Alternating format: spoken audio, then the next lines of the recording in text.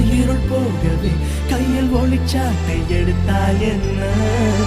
விஸ்வரூபம் கொண்டு விண்ணை இடிப்போம் நண்பா, சில விண்மீன்கள் விழுந்தால் என்ன?